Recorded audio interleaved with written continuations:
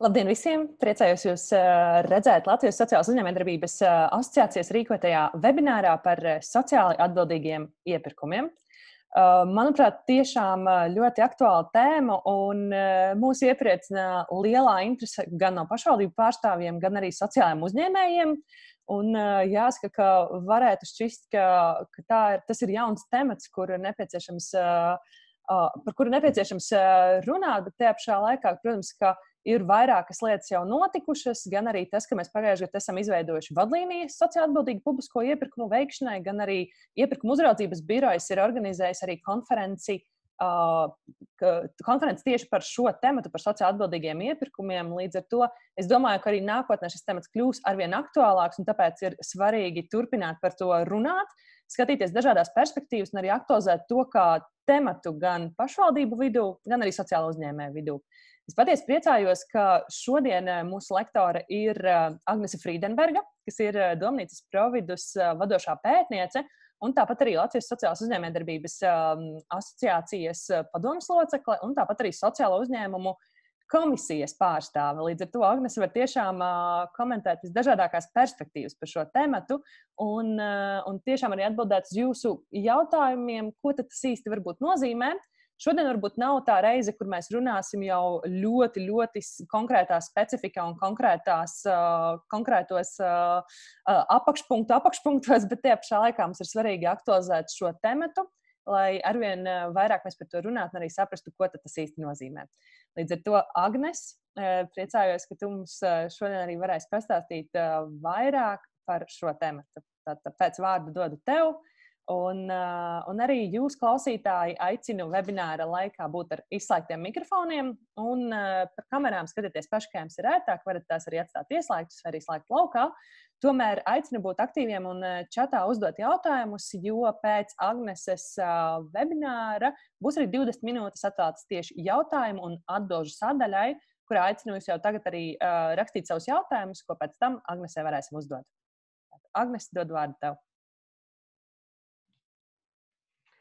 Labdien, kolēģi! Labdien, sociālajie uzņēmēji! Labdien, sociālās uzņēmējdarbības aktīvisti, pašvaldību pārstāvji, valsts un valsts institūciju pārstāvji. Man ir milzīgs prieks jūs novēlēt laimīgu jauno gadu. Viņš ir sācies, tas ir sācies. Cerēsim, ka šis jaunais gads būs stipri ciešāks kā iepriekšējais, un mēs varēsim nomest maskas un apskaut draugus un rīkot ballītes un ceļot un tikties klātienē, lai diskutētu par daudz dažādiem svarīgiem jautājumiem. Bet tagad pie lietas. Jā, sociāli atbildīgi publiskie iepirkumi. Tā ir tēma, kas manā ikdienā ir nonākusi jau pēdējos jau 2 gadus, kur sākotnēji ar ļoti lielām skepsi un aizdomām skatījos uz šo instrumentu. Man tas šķita kaut kas nav īsti Latvijai atbilstoši vai nav vajadzīgs, jo tas jau kaut kas tur Eiropā. Bet arvien vairāk pētot šo jautājumu, es saprotu, ka šis ir instruments un šī ir iespēja, ko mēs mierīgi varam izmantot. Un šis ir rīks, kas ir pilnīgi atbilstoši arī Latvijas situācijai, pie kam tiesiski iespējams rīks. Kāpēc mēs vispār runājam par sociāli atbildīgu publisko iepirkumu? Jo normālā situācijā visiem iepirkumiem taču vajadzētu būt sociāli atbildīgiem, tādiem, kas vērsti uz konkrētu mērķu sasniegšanu, lai tur būtu silti, skaisti, ērti, veselīgi un tam līdzīgi. Bet jau pēdējā 10 gadē mēs esam vispār sabiedrība kopumā nonākusi pie secinājumiem, kad ir daudz dažādu risinājumu, daudz dažādu izaicinājumu, kuriem ir daudz dažādu risinājumu. Un viens no risinājumiem, protams, ir tieši iedarboties uz konkrēto problēmu. Ja skatāmies tad uz problēmu loku, kas mums pastāv, tad mēs redzam, ir problēmas, varbūt problēmas izglītībā, varbūt problēmas dažādās vides jautājumos, kultūrā, nodarbinātībā, uzņēmējdarbībā un tā tālāk. Un tad kāds sakars publiskam iepirkumam ar šādu problēmas risināšanu, vai kādā sakarā mēs runājam par sociāli atbildīgiem iepirkumiem šādā griezumā? Un šeit atbilde ir tā, ko es pat priekš sevis esmu noteikusi, ir, ja līdz šim valsts meklē tādus tiešos instrumentus, kā iedarboties uz problēmu, tad tagad, kopš, diemžēl, jau 2014. gada vai no Latvijā no 2017. gada pietiekami jau sens rīks, tad ir izveidots rīks, kas faktiski publisko iepirkumu ļauj izmantot kā papildus instrumentu, ja faktiski ar publisko iepirkumu sasniegt nevis tiešo mērķi, ne tikai tiešo mērķi, bet arī citus blakus mērķus. Un attiecībā uz zaļajiem iepirkumiem, zaļajiem publiskajiem iepirkumiem, mēs varam teikt, jā, pēdējos 10 gados Latvijā ir pazīstams zaļais publiskais iepirkums, ir pazīstams arī inovatīvs iepirkums, kur mēs kā valsts vai kā publisko līdzekļu izmantotāji vēlamies iepirkt pakalpojumus vai preces, kas vērstas uz dažādiem vides izaicinājumiem vai veicina inovāciju, tad šobrīd klāt ir nācis sociāli atbildīgs publiskais iepirkums. Ja iepirkums, kur rezultātā mēs varam sasniegt, iegūt daudz dažādus papildus labumus, kas saistās ar sociālām vajadzībām vai sociālajiem izaicinājumiem. Sociālajie izaicinājumi, kas līdz šim tika risināti tieši, bet nevis caur publisko iepirkumu, kā ar netiešu efektu, bija piemēram cilvēku ar invaliditāti darba vietu radīšana. Ja kādai pašvaldībai bija tāda problēma, tad pašvaldība atbalstīja vietējos uzņēmējus ar nodokļu atlaidēm, sludināja grantus, respektīvi tieši iedarbojās, lai darba vietas jaunas tiktu radītas. Bet līdz šim Latvijā neviens nav padomājis, ka pat pērkot visparastāko pakalpojumu, nokrāsot pašvaldības māju, mēs varam šo sociālo izaicinājumu risināt. Bezdarbs jauniešu vidū ir tieši tāda pati sociālā problēma, kur nereti valsts vai pašvaldība meklē instrumentus, kā tieši uz to iedarboties, bet publiskais iepirkums vienmēr ir palicis kā tāds cits instruments, ar to nodarbojās cits departaments, vai tie jau pērk tikai papīru, vai tie jau pērk tikai pakalpojumus, un mēs ar savām sociālām lietām, piemēram, cilvēku ar invaliditāti nodarbināšanu, mēs jau sēžam citos kabinetos, mēs nesatiekamies, tās ir divi dažādi biznesi. Nu, lūk, un faktiski sociāli atbildīgs publiskais iepirkums ir tāds iepirkums, kurā satiekās konkrētas pašvaldības vai konkrētas valsts institūcijas sociālie izaicinājumi vai sociālās vērtības vai vēlmes ar publisko iepirkumu, un publiskais iepirkums tiek izmantots kā vēl viens instruments, kā uz šo izaicinājumu mēs varam iedarboties. Zināšanai publiskie iepirkumi pagājušajā gadā, jau aizpagājušajā gadā, 2019. gadā, visur Eiropā veidoja apmēram 14% no Eiropas Savienības iekšzemes koprodukta. Tad tas ir milzīgs instruments, milzīga nauda, par kuru tiek pirkti valsts vai pašvaldību preces un pakalpojumi, valsts spēku vai pašvaldību, un notiek milzīga naudas līdzekļu apguve. Mēs arī esam skatījušies uz Latvijas situāciju, un Latvijā 2019. gadā darījumi, kas veikti uz publisko iepirkumu likuma bāzes, veido 11,1% no Latvijas iekšzemes koprodukta. Tātad tas arī ir milzīgs instruments, milzīgs spēks, milzīga nauda, kura tiek novirzīta, protams, primāri noteikti vajadzību apmierināšanai, vai tas ir salabosim ceļu, nokrāsosim māju vai iepirksim jaunus galdus un datorus. Bet šis ir vēl viens instruments, mēs uz šo naudu varētu paskatīties kā uz vēl vienu instrumentu, kā risināt sabiedrībai nozīmīgas problēmas, kuras ir kā tāds patīkams blakus efekts. Tātad sociāli atbildīgs publiskais iepirkums būs tāds patīkamas, nozīmīgas blaknes vai blakus produkts, kas tiek veidots vai kas tiek iegūts publiskā iepirkuma veikšanas laikā. Ja mēs, kā Sociālās uzņēmēju darbības asociācija, mēs esam arī piedāvājuši savu definīciju, ko mēs saprotam, kas tad ir sociāli atbildīgs publiskais iepirkums. Un šajā slaidā jūs jau arī redzat, šajā slaidā jūs jau arī redzat, ka tas ir primāri tāds iepirkums, kur pakalpojumu izpildes vai preces piegādes procesā tiek skartas vai pozitīvi ietekmētas risināts kādas sabiedrībai nozīmīgas problēmas. Un veicot pētniecību šajā jautājumā, es pirmkārt gribēju saprast, vai tās nozīmīgās problēmas tas ir kaut kas, par ko mēs runājam ļoti reģionālā vai pašvaldību līmenī, vai tas varētu arī būt kaut kāds nacionāls līmenis.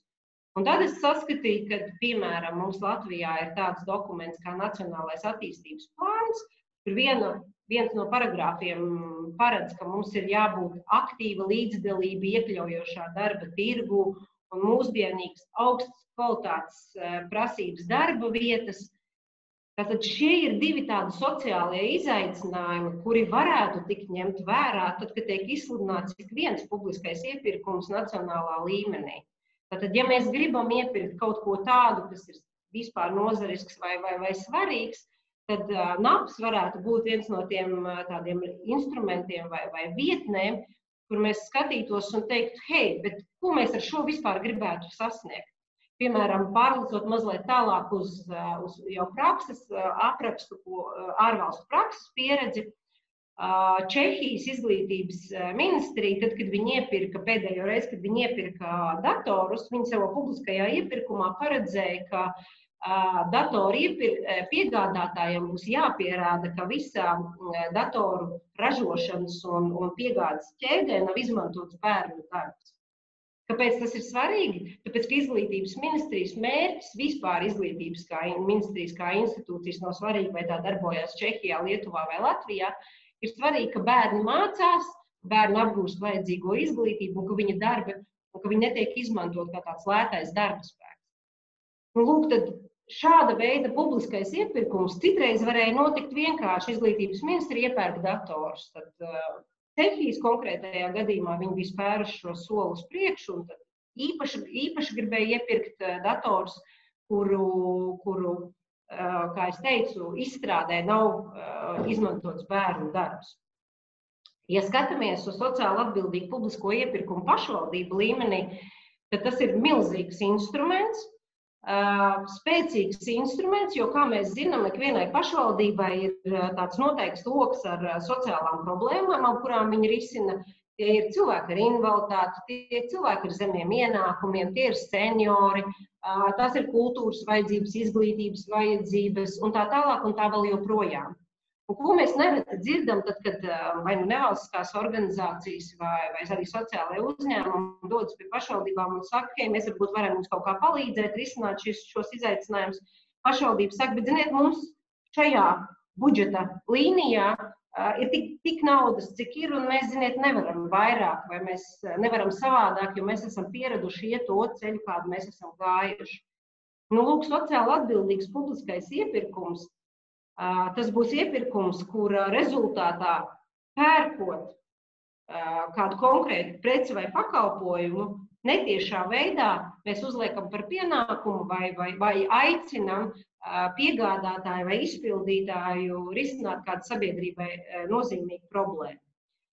Parasti šādas sabiedrībai nozīmīgas problēmas pašvaldību līmenī tiek identificētas plānošanas dokumentos, un es arī vakardien atradu Līvānu novada pašvaldības attīstības programmu, kur Līvānu novada pašvaldība apraksta, kādas ir viņu lielākie izaicinājumi un kā viņi ar šiem izaicinājumiem turpmāk strādās. Un viens no izaicinājumiem ir, piemēram, reāli darba vietu trūkums jauniešiem, kas var radīt lielu bezdarbu. Un tātad, lai iedarbotos šo bezdarbu, mums jārada reāls darba vietas.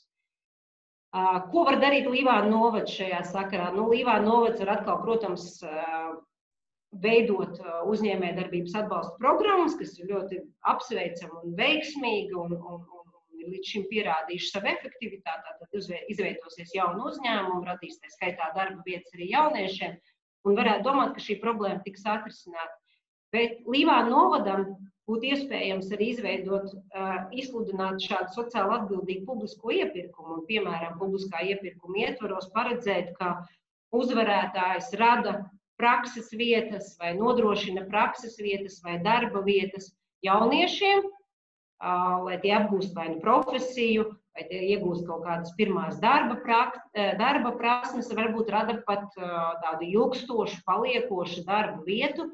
Un kā rezultātā Līvānu novads saņem šo primāro vajadzību, tātad būs nokrāsota ēka vai uzklāts asfalts, bet tai skaitā būs arī risinājuši šo sociālo problēmu un līdz aizdomāties arī uzņēmējiem, kā uzņēmējs var iedarboties uz dažādiem sociālajiem izaicinājumiem, tieši startējot publiskajos iepirkumos.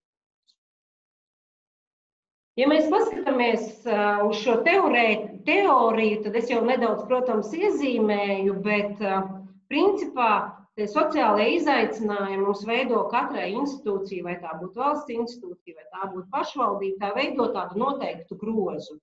Un tas, ko mēs varam darīt ar šiem sociālajiem izaicinājumiem, mēs varam viņus risināt tieši, kā jau es vairāk kārtīgi esmu pieminējis, tātad tieši iedarboties uz šo sociālo problēmu, radam darba vietas, radam iespējas jauniem uzņēmumiem veidoties, iepērkam preces, kas ražotas sociālā uzņēmumā vai nevalstiskā organizācijā, tad mēs varam tieši iedarboties.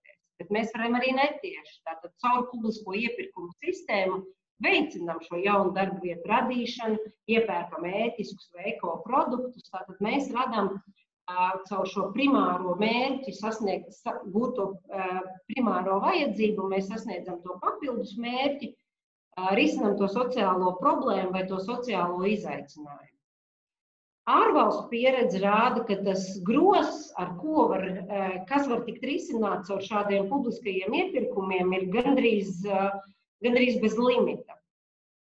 Tas var būt gan darba vietu radīšana, gan dažādi izaicinājumi izglītības vai kultūras jomā, sociālās vienlīdzības nodrošināšana vai nevienlīdzības mazināšana, atbilstoši un darba vidē droši darba apstākļi konkrētiem darbiniekiem.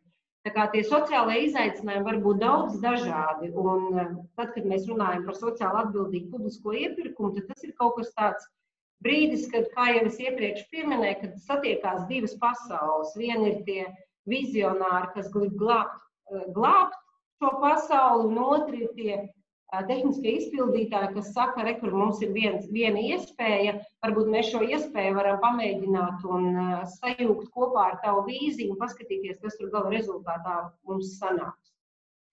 Ja paskatāmies uz tiesisko regulējumu, tad sociāli atbildīgs publiskais iepirkums, kā es sākotnēji minēju, 2014. gadā tika apstiprināts ar Eiropas padomes direktīvu, un direktīvas prasības ir iestrādātas mūsu publisko iepirkumu likumā. Tātad mūsu publisko iepirkumu likums šobrīd ļauj izsludināt tādus publiskos iepirkumus, kā rezultātā tiek risināts arī sabiedrībai nozīmīgas problēmas, kā blakus efekts, nekā tiešais pamata efekts.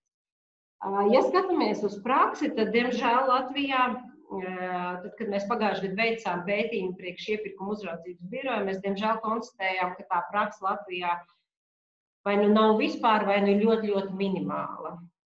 Mūsu publisko iepirkumu veicēji šīs sociālās klauzulas vai šīs sociālās prasības nav raduši piemērot, un līdz šim nav piemērojuši, jo faktiski skatījušies uz publisko iepirkumu tikai caur vienu prizmu, jo lētāk, jo labāk, šīs ir visdrošākās kurpes. Bet tajā pašā laikā ir pilnīgi skaidrs, ka tur tajā blakus kabinetā tas sociālo lietu departaments, viņi cīnās ar visām tām sociālām problēmām, un viņu iespēju gros ir daudz mazāks, un nekad nav šie cilvēki iespējams, kas satikušies, lai padomātu, kā šo visu var darīt daudz efektīvāk. Kā tad mēs varam šo darīt? Regita jau sākotnēji teica, ka šī semināra mērķis patiešām nav iedziļināties katrā konkrētā normā un tās faktiskajā izpildījumā, bet es noteikti gribu parādīt jums šo slaidu, jo šis slaids raksturo mūsu publisko iepirkumu likumu no skatu punkta, kad mūsu likums ir ļoti pretīmnākošs ikvienam publisko iepirkumu veicējam un ikvienā sadaļā vai ikvienā veidā mēs varam šīs sociāli atbildīgās klauzulas šajos publiskajos iepirkumos integrēt. Un mums nav kādi īpaši ierobežojumi, ja paskatās arī uz to, kā mūsu valsts ir pārnesusi uz tiesisko regulējumu Eiropas Savienības direktīvas prasības, tad mums ir viss kārtībā un līdzīgi kā citās Eiropas valstīs, mums ir viss tehniskais nodrošinājums izveidots, mums tikai atliek šo tehnisko nodrošinājumu likt lietā un pamēģināt to sociāli atbildīgo publisko iepirkumu īstenot. Kreisajā pusē stabiņā jūs redzat, ka sociāli atbildīgo publisko iepirkumu, jeb to mērķi, to sociālo vajadzīgu var sasniegt, piemēram, iepirkumu priekšmetu dalot daļās vai nolemjot, kad tiek izmantot privileģētā līguma iespējas un tiek izsludināts iespēja pieteikties privileģētajiem līgumiem. Šādas prasības un kritērijas var noteikt kā kvalifikācijas prasības, var noteikt tehniskajā specifikācijā vai paredzēt līguma izpildes noteikumos. Tātad tie kolēģi, kas ir no pašvaldībām un ir saistīti ar publiskiem iepirkumiem, tie uzreiz var droši vien māja ar galvu un saka, jā, tā ir taisnība, ir daudz dažādas versijas un atliek mums tikai izvēlēties to pareizo un to pieeju, kas vislabāk mums sasniegs konkrēto mērķi. Tad, kad mēs analizējām tiesisko regulējumu Latvijā, tad, kā jau teicu, mēs konstatējam, ka mums nav daudz gadījumu, ar kuriem mēs varētu lepoties. Mums faktiski ir gadījumi tikai tie, kad pašvaldības iepērk no sociālajiem uzņēmumiem kādus pakalpojumus, bet nereti tie līgumi ir zem publisko iepirkuma likumā noteiktās finansiālās sliekšņi, tātad tur publisko iepirkumu likuma prasības īsti netiek piemērotas. Un tad es mēģināju saprast, kas ir tie gadījumi, tipiskie gadījumi citur Eiropā, lai identificētu tās iespējas, to plašumu tiem sociāli atbildīgiem publiskajiem iepirkumiem un saprastu, kas ir tie grābekļi, uz kuriem tad mūsu kolēģi Eiropā ir kāpuši.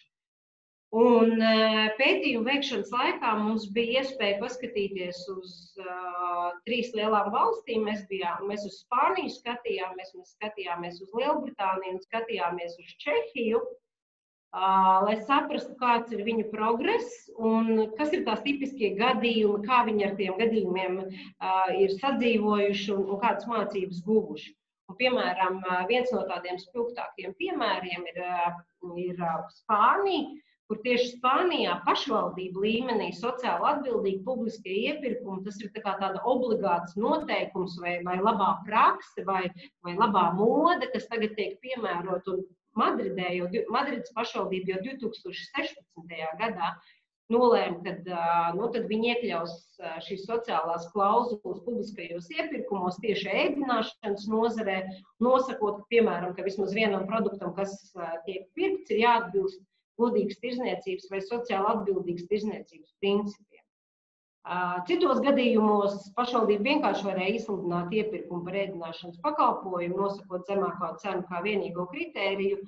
Un arī viss būtu labi, bet tas, ko ir darījusi konkrēti šī pašvaldība, tad ir gājusi soli uz priekšu un pateikusi, mums ļoti svarīgi, kad preces, kas ir sociāli atbildīgi sagatavotas, audzētas, ražotas, ka mēs iepērkam tās, jo nauda, kuru mēs izlietojam šo preču iegādē, ir nodokļu maksātāja nauda. Un tā ir jāizlieto pēc iespējas labāk. Savukārt, ja mēs skatāmies uz Lielbritāniju, tad, protams, Lielbritānijā šis sociāli atbildīgais publiskais iepirkums, tā jau ir gandrīz 10 gadus pieredze.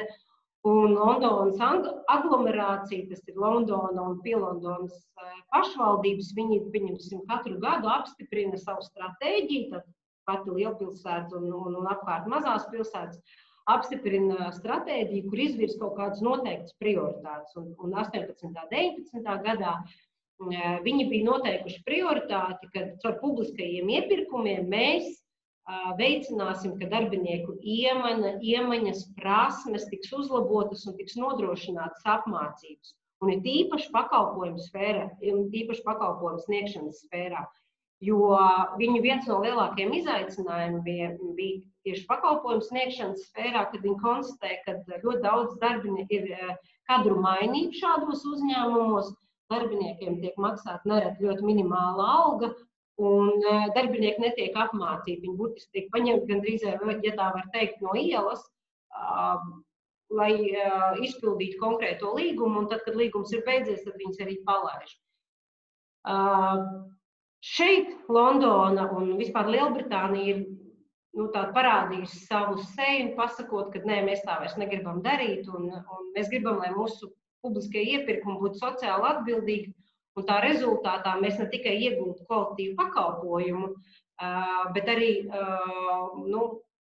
nodrošinātu vai iedarbotos uz kaut kādiem konkrētiem sociāliem izaicinājumiem.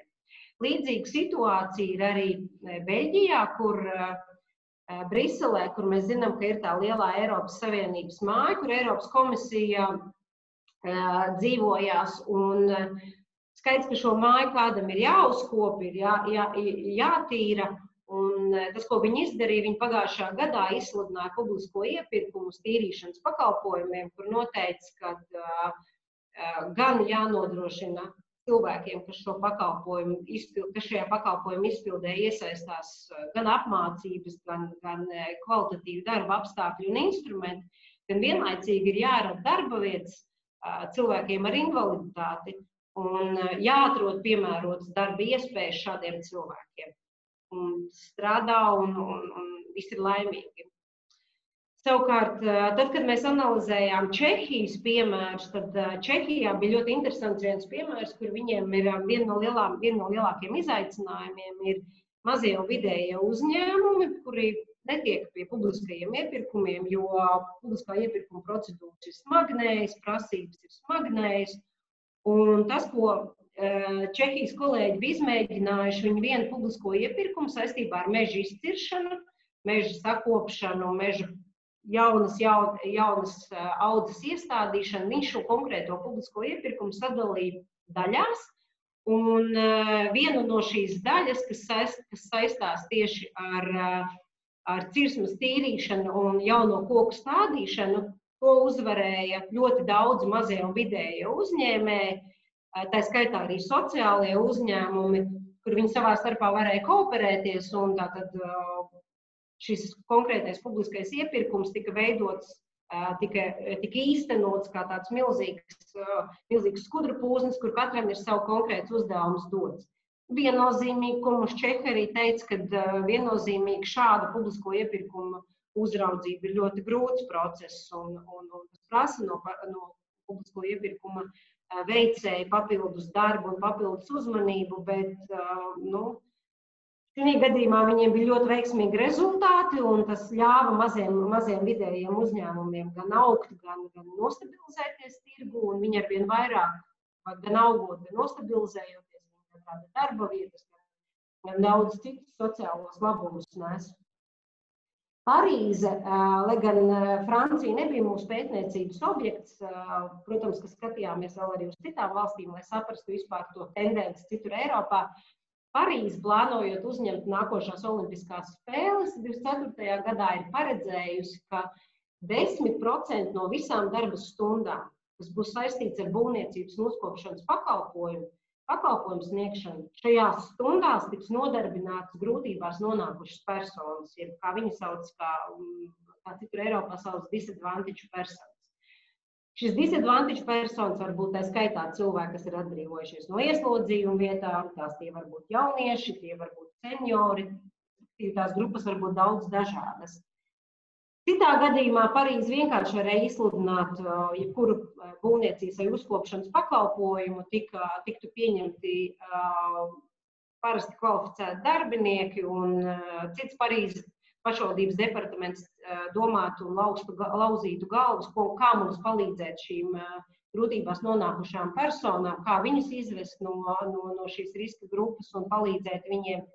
Bet šis sociāli atbildīgs publiskais iepirkums deva iespēju Francijai un konkrēti Parīzei atvērt savus durvis un teikt, hei, šeit ir iespēja, mēs zinām, ka šeit būs daudz naudas, mēs zinām, ka šeit būs daudz iespējas, izmantojam šo iespēju, tā skaitā, lai risinātu sabiedrībai nozīmīgu problēmu.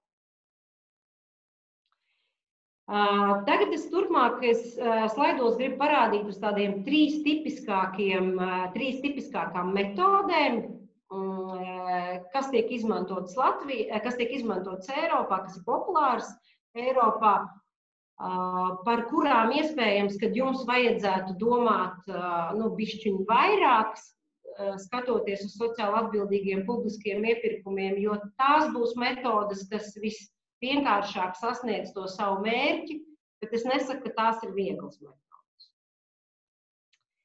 Pirmā metode, kas ir iegūst popularitāti numur 1 sociāli atbildīgajos publiskajos iepirkumos citur Eiropā, ir iepirkuma priekšmetu dalīšana daļās. Un, ja mēs skatāmies uz šī iepirkuma priekšmetu dalīšanu daļās, tad mēs varam redzēt no ārvalstu pieredzes, ka to var veikt gan no kvantitatīvā viedokļa, respektīvi mums ir, piemēram, tik un tik iedzīvotāji, kuriem ir jāsniedz kādu sociālās dabas pakalpojumu, tad no kvantitīvā viedokļa mēs varētu sadalīt to publisko iepirkumu, tātad šitiem 100 un tiem 100, un tātad dodam iespēju publisko iepirkumu veicējiem iesniegt savus pieteikumus un priekšlikumus. Otrs, ko var darīt publisko iepirkumu veicējs, var no kvalitatīvā viedokļa, piemēram, noteikti kaut kādu daļu no pakalpojumiem sniedz vienu veidu uzņēmumu, un tad mēs kaut kādu citu pakalpojumu sniedz citu veidu uzņēmumu. Šeit ir viens piemērs no Beļģijas, kur Gentas pašvaldība, tad, kad viņiem vajadzēja iepirkt darba apģērbus, viņi šo iepirkumu sadalīja daļās, jo pēc tirgus izpētes un konsultācijām secināja, ka tirgus dalībnieki spēja nodrošināt sociāli ilgtspējīgu apģērbu ražošanas procesu atšķiras. Tātad mums ir kaut kādi, kas spēj, un kuros brīžos ir svarīgi, ka tas ir fair trade prasības, un kaut kādos brīžos tas ir mazāk svarīgi, un mums nav pat iespējas, kad vai tirgus liecina par to, ka nebūs piegādātāji. Tad lūk, tas, ko izdarīja Gentas pašvaldība, tad sadalīja šo konkrēto publisko iepirkumu daļās, lai saprastu, lai nodrošinātu iespēju, ka tirgus spēja piedāvāt to konkrēto preci, un gala rezultātā tiek sasniegts tas vēlamais rezultāts, tad ir iepirkti šie konkrētie darba apģērbi. Ja skatāmies uz nākošo populārāko metodu, ko mēs esam redzējuši citur Eiropā, tad nereti sociālās klauzulas, jeb šīs sociālās vajadzības tiek atrunāts jau tehniskajā specifikācijā. Tātad, ja mēs redzam, kad mēs gribam iepirkt kaut kādus ar noteiktām prasībām vai noteiktām kvalifikācijām apveltītus produktus vai preces, tad mēs tās liekam jau tehniskajā specifikācijā, un tad nevienam nav vairs nekādas šaubas vai jautājumi. Tātad pasūtītājs pasūta, piegādātājs piegādā atbilstošu preci. Šeit mums ir piemērs no Rumānijas, kur tad, kad viņiem vajadzēja iepirkt mēbeles, tad viena no šīm sociālām prasībām vai sociālām klauzulām bija, ka mēbelēm ir jābūt tādām, ko var pielāgot lietotāja augumam. Tām ir jābūt pietiekami transformētām. Vēl praksē no pieredzes atceros ir viens gadījums ar Somijā, kur pašvaldība savukārt iepirka mēbeles, kuru tehniskajā specifikācijā bija noteikts, ka 50% no mēbelēm, kas tiek iegādāts, ka tām ir jābūt no otrreizējā tirgus. Tātad piegādātājiem bija svarīgi saprast, ka mēbelēm ir jābūt vēl joprojām tādām, kuras var lietot, bet ir jāpierāda, ka tās ir no otrreizējā tirgus, tātad nav jauni resursi darbināti, lai šīs mēbeles saražotu. Tādējādi šī konkrētā pašvaldība vēlējās iedarboties uz dažādiem vides izaicinājumiem un vides riskiem. Trešā lieta, kas ir populāra arī citur Eiropā un ir vispopulārākā Latvijā, ir pasūtītājs var iepirkt sociāli atbildīgi, iepērkot preces vai pakalpojumus no sociālajiem uzņēmumiem vai no nevalstiskām organizācijām, nepiemērojot publiskā iepirkuma likuma prasības, jo summa neatbilst vai summa nesasniedz to apjomu, kāds ir noteikts likumā. Un šeit ir tie daži gadījumi, ko mēs konstatējam pētniecības laikā Latvijā, kad patiešām mums Latvijā ir pašvaldības, kas ir iepirkuši no sociālajiem uzņēmumiem. Gan tie ir bijuši, divi gadījumi ir bijuši attiecībā uz ēdināšanas pakalpojumu, un trešais gadījums ir bijis uz darbu šūšanu kora dalībniekiem. Tātad pašvaldības principā man priecē, ka pašvaldības ir gatavas un iepērk no sociālajiem uzņēmumiem, bet nereti jāsacina, ka tā summa, kas par ko tiek slēgta līguma, ir diezgan maza un nesasniedz publiskā iepirkuma likumā noteiktās prasības, noteikums attiecībā uz prasību ievērošanu. Kas tad ir tie, ja skatāmies uz pasūtītāju un uz uzņēmēju, kas ir tie obligātie darbi, lai šis sociāli atbildīgs publiskais iepirkums varētu tikt izmantots praksē? Pasūtītājam ir viens no uzdevumiem ir identificēt izaicinājumus. Un, kā jau es iepriekš pieminēju, visās pašvaldībās ir pieņemti attīstības plānošanas dokumenti, kur ir identificēti izaicinājumi. Tur ir identificēti izaicinājumi gan uz nodarbinātību, gan uz vidi, gan uz kultūru, gan uz izglītību, gan uz cilvēku mobilitāti un līdzīgām jomām. Un tad, kad šie izaicinājumi ir identificēti vai pārrakstīti vai salikt uz vienas lapas, tad tas, ko pašvaldībām vai publisko iepirkumu veicējiem vajadzētu darīt, vajadzētu sanākt kopā ar savā starpā ar daudz dažādu departamentu pārstāvjiem un saprast, kā šos izaicinājumus var sajūgt kopā ar publisko iepirkumu plāniem. Mēs zinām, ka katra pašvaldība pārskata katru gadu savus publisko iepirkumu plānus un nosaka, ko viņi tagad, kas ir tās obligātās vajadzības, kas konkrētajā nākošajā gadā tiks iepirkts. Un tas, ko varētu darīt un tas, ko vajadzētu darīt, ir paskatīties uz šo plānu radošāk un saprast, kā mēs šīs identificētās problēmas varam saslēgt kopā un kurus no publiskā iepirkuma gadījumiem varētu būt tie, kuros šīs sociālās klauzulas piemērot.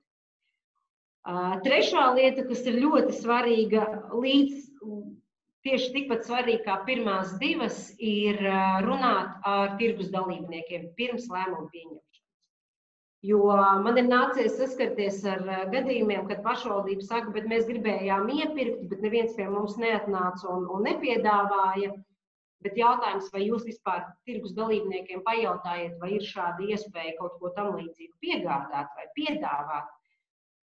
Kolēģi Čehijā stāstīja, viņiem bija ļoti liels izaicinājums ar fair trade preču iepirkšanu, jo daudz pašvaldības uzskatīja, mēs varētu tagad iepirkt konfektes, kafiju un šokolādi, tikai tādu, kurai ir fair trade zīme, un tad vietējie ražotāji, vietējie čehu uzņēmēji teica, bet mīlīši, jūs izpostīsiet mūs, jo fair trade tā ir zīme, ko var iegūt tikai ļoti spēcīgas lielas organizācijas. Un mēs neesam tādi, un tad jūs mūs iztumsiet no tirgus ārā. Un ko es ar šo gribu pateikt, ka pirms kaut ko tādu pielēmju vai nolēmju, kad vai mēs gribam tagad iepirkt tādus vai šādus pakalpojumus vai tādām un šādām apzīmējumiem raksturīgas preces, tad noteikti ir jāiet ar tirgus dalībniekiem. Tad, kad tirgus dalībnieki ir atrasti un saprasti, tad, protams, ir jāizlem, kurš no publiskā iepirkuma likuma instrumentiem ir vislabākais un optimālākais. Vai tas ir tehniskā specifikācija, līguma noteikumi vai kontrolas kaut kādas uzraudzības instrumenti. Tātad daudz šie instrumenti nav tādas universālas metodas, kuras varētu pateikt, ka šajā jomā vislabāk strādā šīs vai šajā jomā vislabāk strādā tās. Ārvalstu pieredze rāda, ka katra situācija ir unikāla.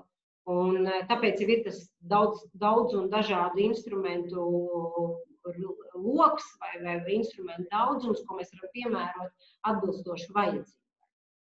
Un pēdējā lieta, ar ko es domāju, nereti mūsu publiskā pārvalde, tā skaitā arī pašvaldības, klibo ir gan veidot sadarbības savā starpā starp pašvaldību departamentiem, gan arī ļoti izglītot darbiniekus par dažādām aktivitātēm, kas notiek pašvaldības ietvaros. Jo ir pilnīgi skaidrs, ka šādu sociāli atbildīgu publisko iepirkumu nevarēs īstenot vienkārši viens publisko iepirkumu veicējs vai divi, kas kurā pašvaldībā, cik kurā pašvaldībā ir, tas ir komandas darbs. Cilvēki, kas pārzina publisko iepirkumu likumu, viņi ir kolosāls rīks, instruments, spēks, lai atrastu pareizos risinājumus, bet savukārt kolēģi, kas strādā ar sociālajiem izaicinājumiem, ar problēmām izglītībā vai kultūrā, viņi ir tie, kas zina, ko varam darīt, kā varam darīt un palīdzēt šo publiskā iepirkuma rīku sajūgt ar vajadzībām, kā rezultātā nonāk pie ļoti labi risinājumi. Ja mēs skatāmies uz uzņēmējiem, ko sociāli atbildīgais publiskais iepirkums nozīmē uzņēmējiem? Tas nozīmē, pirmkārt, jābūt gataviem mainīties. Es esmu pārliecināta, ka sociāli atbildīgi publiskie iepirkumi ieņems ar vien lielāku un nozīmīgāku lomu publisko iepirkumu sistēmā, ar vien vairāk šīs sociālās klauzulas tiks ievietotas publiskā iepirkuma dokumentācijā, jo ir pilnīgi skaidrs ar tiem līdzekļiem, kādi mums ir, mēs nevaram publisko iepirkumu veicēju, mēs nevaram, vai publiskā pārvalde, mēs nevaram atrisināt visas sabiedrībai nozīmīgās vajadzības. Un uzņēmējs šī gadījumā ir tāds instruments vai sadarbības partneris, kur mēs caur publisko iepirkumu risinām šīs sabiedrībai nozīmīgās problēmas. Savukārt, runājot ar uzņēmējiem un arī dziļāk papētot Čehijas pieredzi, mēs Čehijas kolēģiem prasījām, cik tad uzņēmēji Čehijā bija gatavi. Vai viņi bija gatavi šīs sociāli atbildīgās klauzulas īstenot, vai tas viņiem nebija grūti, un vai viņi nepratojās. Un Čehi teica, bija ļoti liels darbs jādara, bija ļoti daudz jāstrādā ar komersantiem un jāskaidro, ka mūsu mērķis nav izbīdīt viņus vai viņu produktu no iepirkuma sistēmas vai no publiskā iepirkuma kā tāda, bet parādīt vēl citas iespējas. Tātad parādīt, ka bizness drīkst būt arī sociāli atbildīgs, sociāli nozīmīgs, un ka tādus biznesus publiskā pārvalde atbalstīs arvien vairāk un vairāk. Savukārt, ja skatās uz uzņēmēju spējām, tad viennozīmīgi, ja uzņēmējs pats nav gatavs atrisināt šo sociālo vajadzību, jeb sociālo vēlmi, ko tad pasūtītājs ir vēlējies saņemt caur šo publisko iepirkumu, tad noteikti ir jābūt gatavam sadarboties ar nevalstiskām organizācijām, sadarboties ar sociālajiem uzņēmumiem. Kaut kādos brīžos mazie un vidējie uzņēmēji varētu būt tādam lielam uzņēmumam ļoti vērtīgs instruments, kā arī citi sadarbības partneri. Un tieši ārvalstu pieredze un tieši tā prakse rāda, ka nereti tieši to sociālo klauzulu īstenošanā uzņēmēji labprāt veido sadarbību ar nevalstiskām organizācijām un sociālajiem uzņēmumiem. Jo iedomājieties vienu situāciju, kad pašvaldība tagad pasaka, šīs mājas nokrāsošanas gaitā izveidojiet darba vietas, kur jūs nodarbināsiet cilvēkus, kas ir atbrīvojušies tikko no ieslodzījuma vietas. Un ik viens būvnieks saķertu galvu un teikt, nē, ārprāts, mēs nezinām, kā ar viņiem strādāt, viņi ir tādi un šādi, un tad šīs ir tas brīdis, kur uzņēmējs dodās pie sociālā uzņēmuma vai pie nevalstiskās organizācijas un saka, hei, klausieties, šāds izaicinājums. Mums ir jānokrāso siena, bet vienlaicīgi mums ir jāatrod iespēja, kā nodarbināt cilvēkus ar invaliditāti vai bijušos ieslodzītos, vai jūs varat mums palīdzēt. Un tad veidojās tā simbioze, kur uzņēmējs sadarbojās, un šī sadarbības projekta ietvaros vai sadarbības ietvaros tiek gan sniegts pakalpojums, gan pēc tam nereti uzņēmējs pats maina savu redzējumu par to, kā lietām vajadzētu notikt un iespējams kļūst pat sociāli atbildīgāks. Kādi tad ir tie galvenie izaicinājumi, ko mums ārvalstu pieredze rāda? Pirmais lielais izaicinājums pasūtītājiem ir skaidri jāzina, ko viņš grib. Nevar būt tā, ka pasūtītājs saka, nu mēs gribētu, lai pie mums atgriežas jaunieši, lai viņi pēc augstskolas beigšanas nāktu atpakaļ. Tad jautājums, ko jūs gribat? Vai jūs gribat jaunas darba vietas, vai jūs gribat jaunas izglītības iespējas? Jo varbūt tās jaunieši un jaunās ģimenes nenāk atpakaļ uz pašvaldību, jo tur vienkārši nav bērndārs. Varbūt tās izglītības iespējas vai kultūras vajadzības nav apmierināts. Tad pasūtītājiem ir jāzina, ko tieši viņš grib un kā, un ko viņš grib sasniegt ar šādu publisko iepirkumu, radot šo blakus efektu. Ir ārvalstu pieredze liecina, ka, lai uzsāktu šādu sociāli atbildīgus publiskos iepirkumus, būs vajadzīgs atbalsts no daudziem kolēģiem. Un, piemēram, tajā pašā Barcelonā, tad, kad viņi uzsāk visu šo ideju par sociāli atbildīgiem publiskiem iepirkumiem, viņi izveidoja tādu darba grupu, komisiju, kuru ietvaros bija nevalstiskās organizācijas, komersanti, sociālie uzņēmumi, dažādi pašvaldību iestāžu vadītāji un departamentu vadītāji. Un viņi mēģināja saprast, kā tās visas vajadzības, kas ir noteiktas, vai un kā tās var tikt sajūgtas kopā vai sasietas kopā ar publisko iepirkumu, un cik tirgus ir gatavs atsaukties uz šādām vajadzībām. Tad piedāvāt šādu veidu preci vai šādu veidu pakalpojumu. Labā prakse liecina, ka veiksmīga sadarbība ir tur, kur publiskajā iepirkuma publiskais pasūtītājs nozīmē kādu vai identificē kādu konkrētu vienu speciālistu vai tādus konkrētus 2 vai 3 speciālistus, kas ir vienlaicīgi zina, kāda publiskie iepirkumi tiks izsludināti, un no otras puses zina, kādas ir konkrētās sociālās vajadzības vai sociālai izaicinājumi, un māca salikt šīs abas lietas kopā. Tātad tulki. Tie ir tulki, kas māk paņemt 2 dažādas valodas, salikt vienā valodā, aiznest pie konkrētās institūcijas vai amatpersonām un teikt, hei, šī ir iespēja, pamēģinām. Un pēdējais ļoti lielais izaicinājums, ko mums ir minējuši visi ārvalstu mūsu kolēģi un kas ir lasāms arī literatūrā, ir, protams, ka šāda veida publiskie iepirkumi prasīs ļoti daudz laika un resursus tieši uzraudzības procesā. Jo sociāli atbildīgs publiskais iepirkums nebeidzās ar brīdi, kad ir parakstīts līgums par pakalpojumu izpildu vai preču piegādi.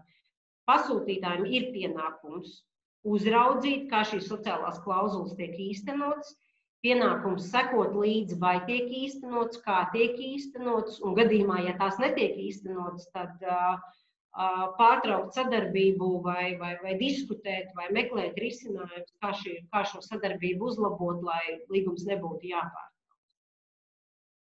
Ja skatāmies uz sociālajiem uzņēmumiem un sociāli atbildīgu publisko iepirkumu, tad ārvalstu prakse ļauj secināt, ka tikai ļoti retos gadījumos sociālajie uzņēmumi paši iegūst tiesības slēgt publiskā iepirkuma līgumu, jo pārsvarā sociālajie uzņēmumi ir nelieli uzņēmumi ar nelielu darbinieku skaitu un nelielu apgrozījumu, bet likumdevējs gan Eiropas Savienības līmenī, gan arī nacionālā līmenī mums ir noteikts iespēja slēgt privileģētos līgumus, kur sociālajiem uzņēmumiem ir ekskluzīva iespēja iegūt šādu veidu līgumu un tikai vienīgi sociālajiem uzņēmumiem. Bet saskaņā ar mūsu publisko iepirkumu likumu mums ir 2 panta daļas, kur vai darba integrācijas sociālajie uzņēmumi vai tikai noteikti pakalpojumu sniedzēji gadījumos šīs līguma iespējas var tikt piemērotas. Tipiski ārvalstu praksē mēs redzam, ka sociālais uzņēmums sadarbojas ar parasto komersantu, lai tad īstenot šīs sociālās klauzulas. Un nereti tas ir faktiski tas know-how, kā strādāt ar tiem cilvēkiem, kā strādāt ar šādu kultūras izaicinājumu vai kā strādāt ar šādu izglītības izaicinājumu. Tad parasti sociālais uzņēmums būs tā uzņēmēja, tā pozitīvā sociālā puse vai tas tā labā puse, kas palīdzēs īstenot šīs sociālās klauzulas, lai pakalpojums tiktu sniegts atbilstoši pasūtītāju vajadzībām. Nu, lūk, un šis ir pēdējais, ja nemaldos, vai priekšpēdējais slaids.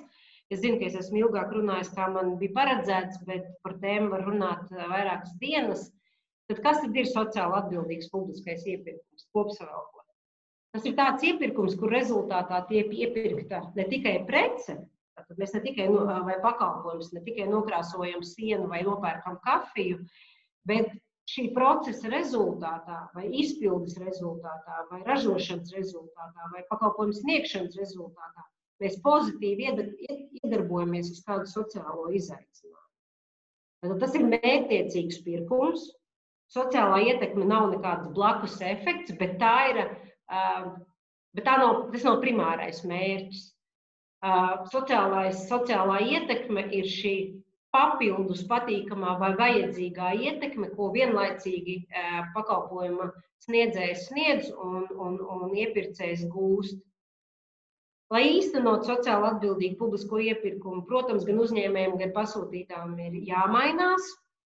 Un ir jāatcerās, ka runājot par sociāli atbildīgu publisko iepirkumu, mēs nerunājam tikai un vienīgi par sociālo uzņēmumu līdzdalību, bet mēs runājam par sadarbību, kur parastais komersants sadarbojās ar dažādiem sociālajiem partneriem, lai īstenot šīs sociālās klauzulas un sniegt to vajadzīgo pakalpojumu vai saražot to preci.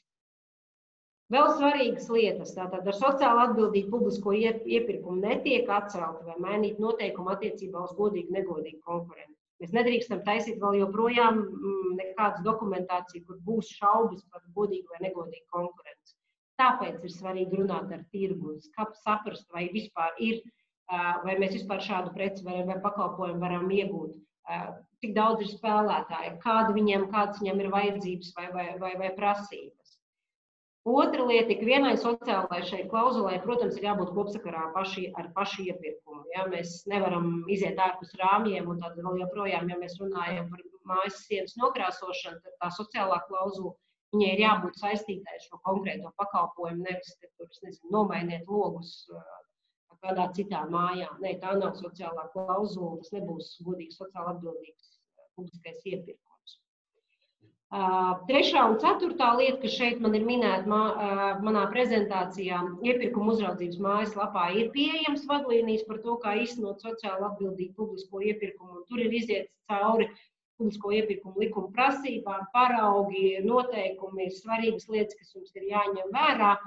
Bet ir pilnīgi skaidrs, ka tikai ne jau ar vadlīnijām mēs veicināsim šī jaunās, negribētos teikt reliģijas, bet šīs jaunās vēsmas izplatīšanos praksē. Ir vajadzīgs ļoti daudz vēl atbalsts no iepirkuma uzraudzības biroja, tā skaitā paraugu līgumi, paraugu klauzulas, paraugu kaut kādi noteikumi.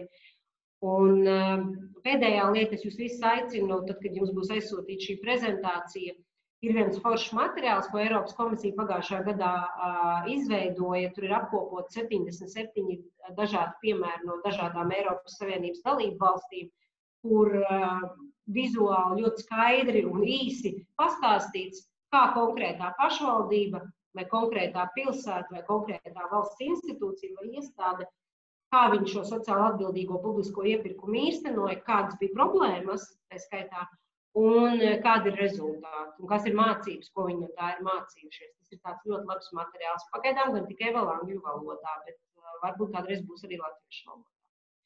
Lūk. Es esmu izskrējis cauri, man liekas, ka es esmu skrējis vējas pārniem, jo no vienas puses man gribējās jums pateikt daudz, no otras puses laiks ir nežēlīgs, viņš skrien ātri uz priekšu. Jā, patiešām. Ja tāda būs. Jā, tieši tā. Agnes, milzīgs tev paldies par tādu redzējumu. Un man ļoti patika, ka bija arī praktiski soļi, ko tad mēs ar šo tālāk darām. Kur mēs sākam, ko mēs darām, kas ir tie soļi, ko mēs jau šobrīd varam spērt. Un, protams, ka skaidrs ir tas, ka tas ir strateģisks rīks, par kuru jau laicīgi ir jādomā. Un tur, protams, ir gan sagatavošanās, gan arī, kā jau tu minēji, ļoti daudz darbību arī tajā procesā. Bet manuprāt, jau laba zīme ir tā, ka arī tik daudz no jums arī mums ir pieslēgušies. Tas nozīmē, ka interese ir, tagad ir jāsāk darīt, un mēs ļoti ceram arī uz pirmajiem pionieriem, kas tad arī varētu šo arī tiešām praktiski īstenot, jo arī tieši čatā arī Inga jautā, vai šobrīd ir kādi veiksmes stāsti Latvijā ar sociāli atbildīgu iepirkumu, kur uzņēmēji savstarpēji sadarbojas? Nav, es neesmu redzējis tādus gadījumus. 20. gadā mēs veicām šo pētniecisko darbu un mēs neidentificējām šādus gadījumus, bet ir divi tādi cerīgi stariņi. Viens no tiem cerības stariņiem ir būvuzņēmēju asociācija, Latvijas būvnieku asociācija, jau nē, bet būvuzņēmēju lielā asociācija. Viņi ir radījuši vadlīnijas atbildīgam publiskajam iepirkumam būvniecības jomā, kur šajās vadlīnijās paši būvnieki ir pateikuši, ka mēs esam gatavi īstenot sociālās klauzulas, un tā tam vajadzētu būt, ja kāds to pajautās. Otra joma, kas ir radījuši šādas vadlīnijas paši piedāvājot, ka viņi ir gatavi īstenot tādas sociālās klauzulas, ir IT joma. Arī IT vadlīnijas ir izstrādāts, IT nozares vadlīnijas ir izstrādāts, kur arī IT speciālisti ir pateikuši, ja kāds prasīs, mēs esam gatavi šīs sociālās klauzulas īstenot. Bet praksē, diemžēl, vēl nav bijuši tādi gadījumi. Mēs neesam vismaz konstatēti. Mums jau čatā pieskatās sociāli uzņēmumi, kuri varētu būt pirmie, kuri piedalās kā dalībnieki. Bet patiesībā šobrīd ir tas mirklis, kur jūs, klausītāji, skatītāji, gribētu arī uzzināt, kas tad jūs esat. Šobrīd arī uz jūsu ekrāniem, vismaz tiem, kas ir mums Zoomā, ir parādījušies divi jautājumi, kur mēs varbūt ātri gribētu noskaidrot, ko jūs pārstāvat. Vai jūs pārstāvat pašvaldību, sociālu uzņēmumu, vai esat vienkārši interesants par šo tēmu, kurš varbūt grib uzzināt, kas tad notiek. Aicinu jūs arī ātri atbildēt, lai mēs varam redzēt, kas tad ir mūsu dalībnieki. Un otrs jautājums ir, vai redzat potenciālu sociāli atbildīgu iepirkumu attīstībā? Ja esat pašvaldību pārstāvis, ka jā, noteikti īstenosim savā pašvaldībā.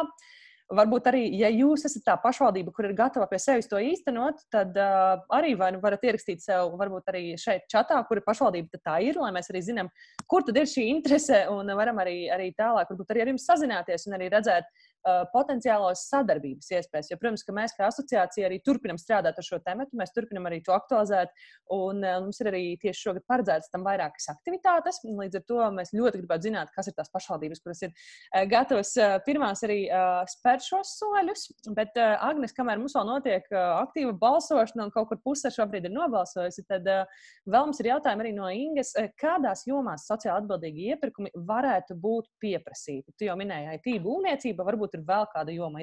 Es teiktu, Inga, tā, ka es pat nevaru iedomāties jomas, kurās sociāli atbildīgs publiskais iepirkums nevar tikt piemērots, jo nevienīgi, es nezinu, ieroču ražošana un ieroču tirzniecība. Ja?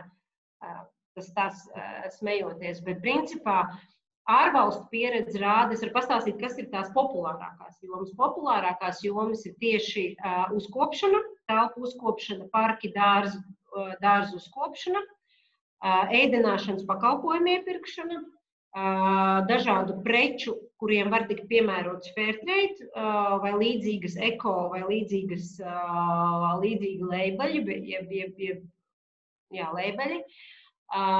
Būvniecība ir diezgan populārs, bet neteiksim, ka tas ir ļoti daudz izmantots, daudz vairāk ir izmantots ir tiešām tā telpu uzkopšana, parki, dārzi, respektīvi tie, varbūt gribētu teikt, tie mazkvalificēti darbi. Un tas ir ļoti populāri. Gan drīz ikvienā valstī mēs varējām atrast citās Eiropas Savienības dalību valstīs, mēs varējām atrast tādas prakses. Es arī gribēju varbūt jautāt par tādu kā uzskaiti vai vispār, teiksim tā, vai mēs uzzināsim, kuri tad ir bijuši tie pirmie, kuri varbūt veic kādu sociāli atbildīgu publisko iepirkumu, vai arī, teiksim tā, vai ir kaut kāds monitorings, ko iepirkuma uzraudzības birojas varbūt veic, vai arī kur tas īsti parādās un kurā mirklī mēs tad varētu teikt, jā, mums šāda prakse sāk parādīties, mēs par to jau varam runāt arī Latvijā. Iepirkuma uzraudzības birojas izveidoja savā mājaslapā, tā, kad tiek ievietot informācija par izsludināto publisko iepirkumu, tad jau ir iespēja, man liekas, kopš decembra vai novembra ir iespēja atzīmēt, ka publiskā iepirkuma veikšanas procesā tiek izmantot šīs sociālās klauzulas vai tiek veikt šis sociāli atbildīgais publiskais iepirkums. Tātad tā būs tā vieta, kur kur tā kā statistiski krāsies informācija, un tad, kad jau būs pietiekami daudz informācijas sakrājusies, tad noteikti ir jāpanalizē, kāda ir bijusi pieredze, jo ļoti svarīgi apzināties, lai gan mēs skatījāmies dažādu ārvalstu pieredzi, ja mēs skatījāmies Čehiju, kas ir tuvāk mums, Lielbritānija, kas pavisam tālu, un Spānija, kas ir savukārt ļoti veiksmīga ar sociāli atbildīgiem publiskiem iepirkumiem, ir svarīgi, ka mēs identificējām viņu konstatētās vajadzības, bet viennozīmīgi, ka mums veidosies visdrīzāk mūsu savas unikālās vajadzības. Un tad šī statistika un tāds padziļināta analīze mums ļautu reaģēt uz Latvijas unikālajām problēmām un tad skatīties, kā mēs tās varam atrisināt. Jā, tieši tā. Dalībnieki vēl ir pēdējais mirklis, kad vēl varat paspēt uzdot kādu jautājumu, bet vēl viens jautājums no Ingas ir arī par to, vai būtu kādi atbalsta instrumenti uzņēmējiem, lai varētu veiksmīgi realizēt pirmos iepirkumus. Pagaidām nav. Pagaidām latviešu valodā tāda instrumenta nav.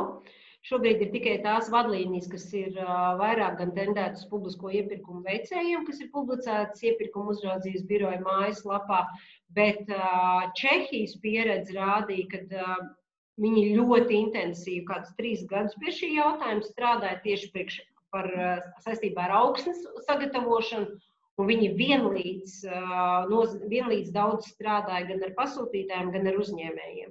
Jo šis publiskais iepirkuma paveids nozīmē, ka ir ļoti daudz jārunā ar tirgu, jo citu valstu pieredze, piemēram, Itāļi, kad es biju vienā konferencē, mums stāstīja, ka Itāļiem bija no sākuma ļoti liela pretestība no uzņēmēja puses, jo viņi to saskatīja kā tādu draudu konkurences mazināšanai, kaut kādu tirgus dalībnieku izslēgšanai. Tad faktiski ir tās bailes ir jāmazina. Kā mēs varam to darīt? Tikai un vienīgi strādājot, skaidrojot, dodot paraugu līgumus, paraugu nolikumus, iedrošinot un tā tālāk. Bet mēs esam sava ceļa galā, sākumā, protams, un cerams, ka šī gada laikā iepirkuma uzraudzības birojas radīs materiāls, kas būs mērķēts tieši arī uz uzņēmēju. Jā, viennozīmīgi.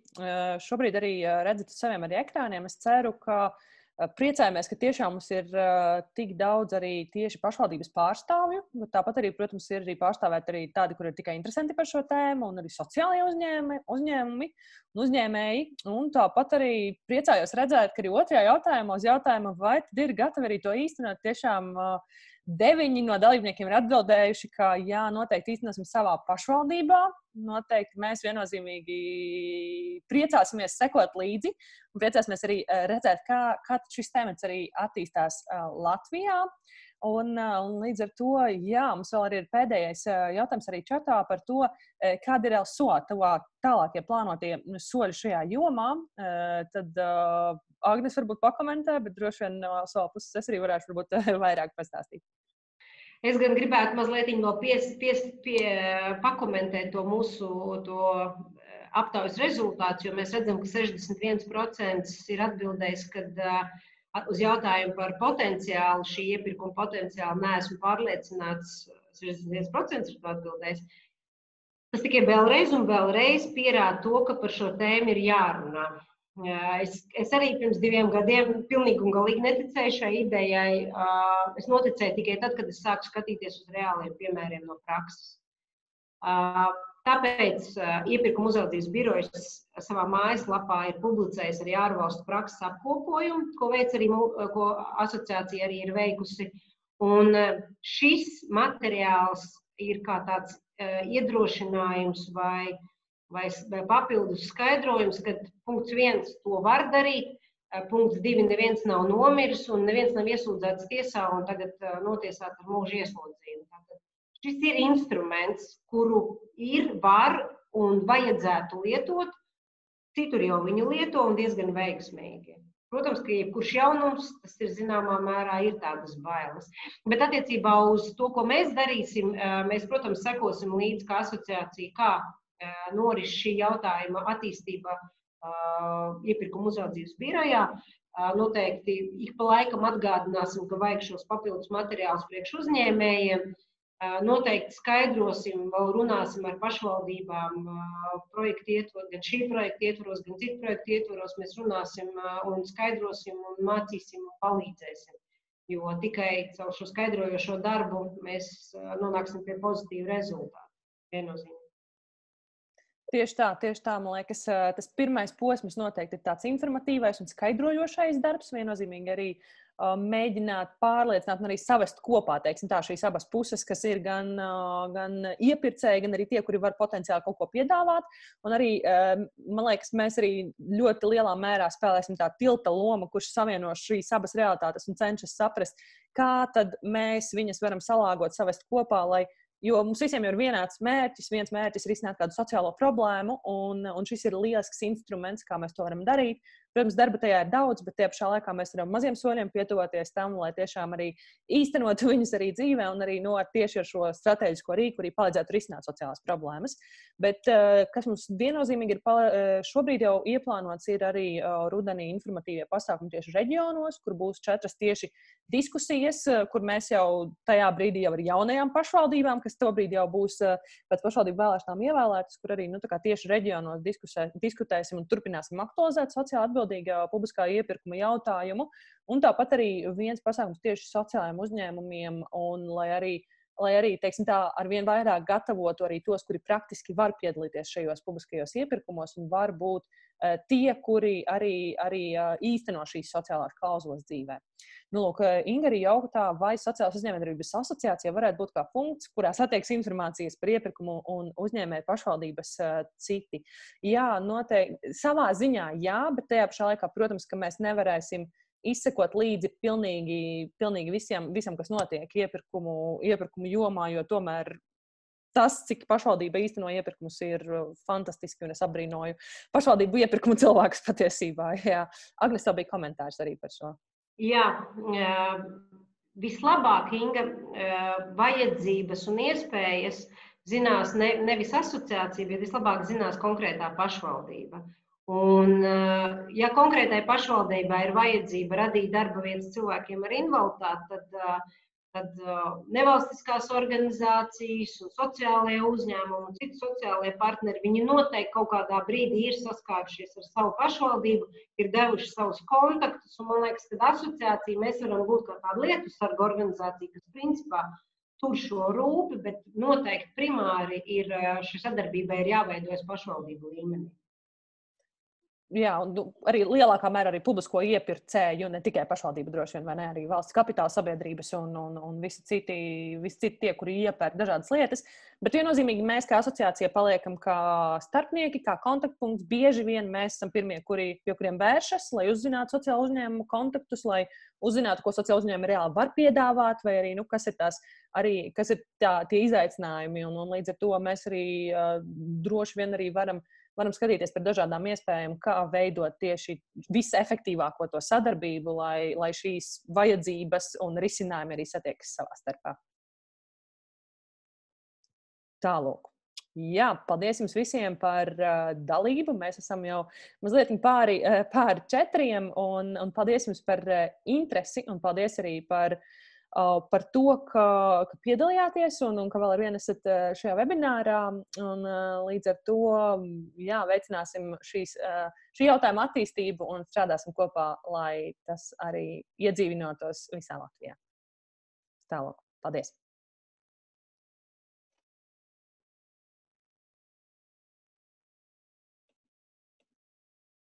Visu labu un lai jums jauka diena!